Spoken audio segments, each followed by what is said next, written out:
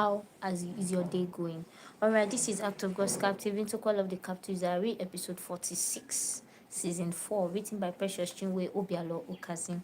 So we are continuing from where we stopped yesterday. Yes, so we are back in Nigeria.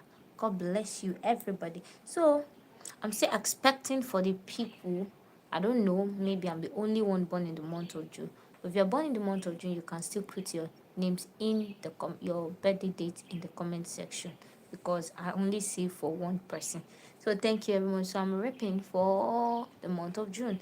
Alright, so back in Nigeria, Pastor Daniel and his wife Mesoma has been praying for their son Joshua ever since they already relocated to the UK. But something happened again that really broke them. Mesoma and her youngest child had just returned home from church on a Sunday morning, leaving Pastor Daniel, who stayed back at the church office to attend to a few things, when a lady came knocking on their door of their own.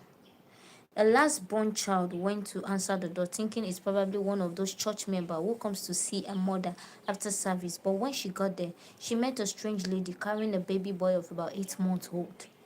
"Good morning, ma," Gloria, Mesoma's daughter, greeted, looking her over from her face to the baby's face and finally to the traveling bag she had with her.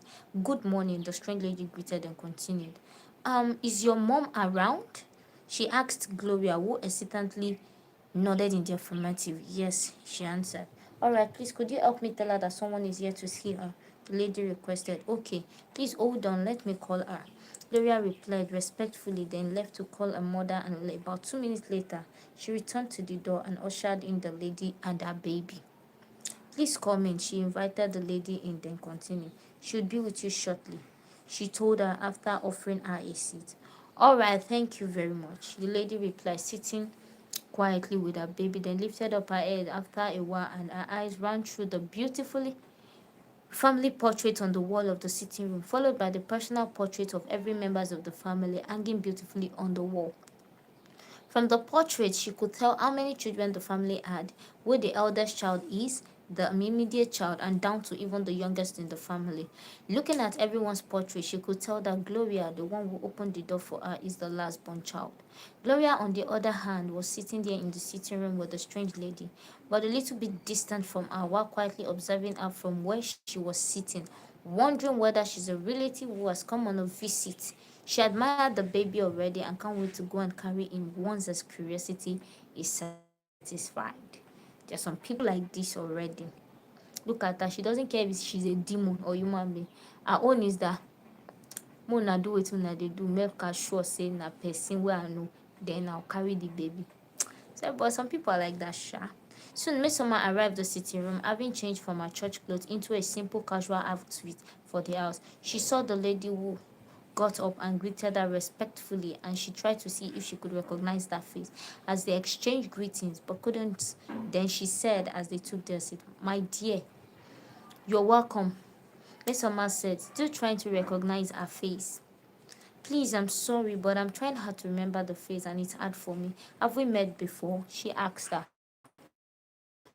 "No, ma'am," the lady replied. "Oh, that's fine," replied Mesoma, relieved but curious. You worship with us in church today?" she asked. "Yes, ma'am," the lady replied. "Oh, that's beautiful," exclaimed Mesoma. "Your first time?" she added. "Yes, ma'am," the lady answered. "Oh, wow. Good to have you. Hope you enjoyed the service," she asked her. "Yes, I did," she replied, feeling a bit nervous, and Mesoma noticed it. "Okay, so what's the name and what part of Enugu do you stay?" she asked the lady. "My name is Emem," she answered, then stammering a little bit. "I don't stay in Enugu. I I I just came down to Enugu last night," she answered, her heart beating very fast. "Oh, wow, and you came to worship with us on your own or someone invited you to church?" Miss Oma asked, trying to get more information to know why she's looking for her. "I came on my own, ma'am," she replied. "Wow, good to hear that you came on your own," said Miss Oma, smiling warmly at her in a welcoming manner. "Gloria, please get something for her to drink," she turned to tell her daughter before turning to the lady again. "So, where are you from?" she asked as Gloria went inside to do as instructed. "I'm from Akwa Ibom," replied respectfully. "Oh, you are from Akwa Ibom. Is your husband based here in Enugu?" she asked again. I'm not married, ma," She replied, fidgeting. Oh, it's fine. You're welcome, replied Miss Summer with a warm, reassuring smile, as she could already tell from her response that she's a single mother who's probably stranded and in need of help, judging from the bag she had with her. A lot of them come to church every time soliciting for financial help or a place to stay, and the church has helped many of them, paid for rent, and set many of them up in businesses. So it wasn't a new thing to her. Gloria brought a canned bottle of malt with peanuts in a small tray and served Emma, who received it gratefully. Thank you very much, she told Gloria, who served her, and thanked Miss Oma also. Thank you, ma. You're welcome, my dear. Excuse me. Gloria, please go to the kitchen to eat up the sauce stew before your daddy gets in, she told her daughter, who left for the kitchen, and there was a brief silence in the room. I was told you're here to see me. Is there something you want to discuss with me? Miss Oma broke the silence.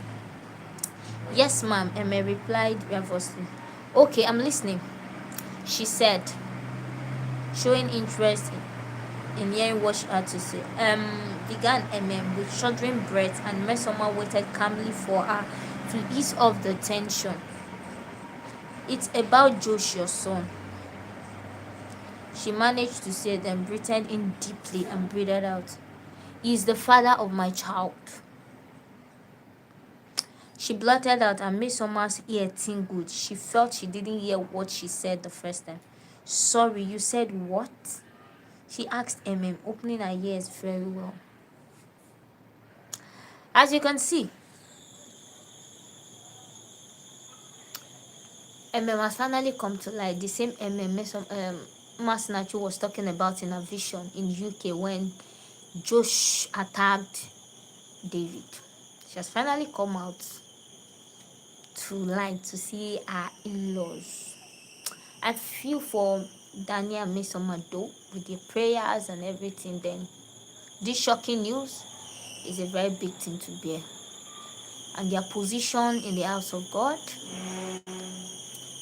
people don't understand what pastor children are going through. So most people think they just want to do whatever they want, but they don't know that the devil is bent on catching them. So when I see people saying, maybe it's the pastor, that is a lie. The pastors are not the one. It's just that sometimes even the children still need to help themselves. May God help us, so sometimes you don't just put the blame on parents. Anyway, we can only keep praying that God help them and help their heart, and also help us catch Josh wherever it is. He is rather. God bless you and have a beautiful and great day. Bye bye.